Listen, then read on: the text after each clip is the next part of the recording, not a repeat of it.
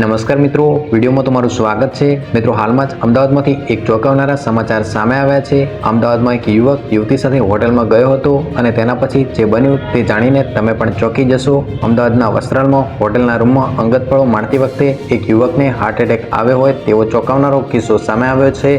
પોલીસે પ્રાથમિક તપાસ કર્યા બાદ હાર્ટ એટેકથી યુવકનું મોત થયું હોવાનો ગુનો નોંધી અને આગળની તપાસ હાથ ધરી છે।